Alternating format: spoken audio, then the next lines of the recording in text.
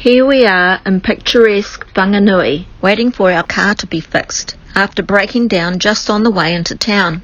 People here are so helpful, from the concerned couple whose house we broke down outside, to the cheerful assistance of Gusty the tow truck driver, to Holland Automotive, who are fixing our car, and who towed our caravan to Whanganui Seaside Holiday Park and even loaned us a courtesy car.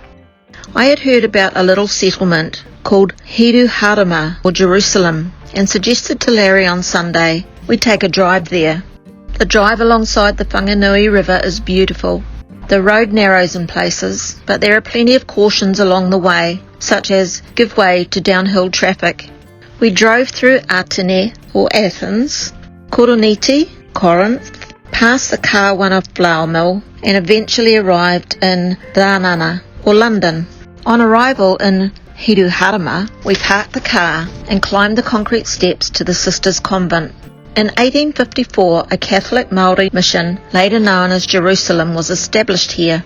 In 1883, Susan Orbit visited Jerusalem, establishing a congregation of Sisters of Compassion in 1892.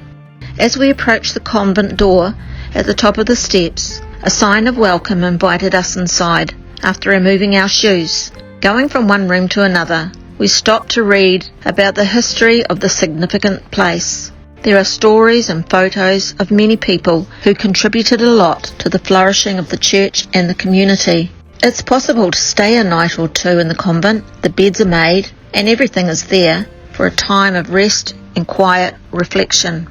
We made our way along the path to St. Joseph's Church. Stepping inside, we were touched by its serenity and its beauty. The lovely carvings in the church were donated by the whānau of a good friend of ours, Sandy.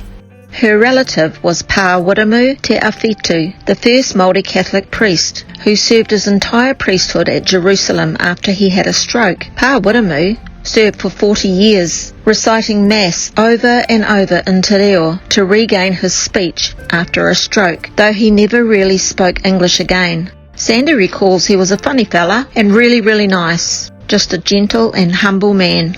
We want to pay tribute to the legacy of Jerusalem's founding members, as well as the local people today who lovingly and respectfully carry on the mahi of the kaitiaki. And an enormous amount of gratitude goes to Shana and her son, who found our drone bits after leaving them behind. Thank you for returning them to us.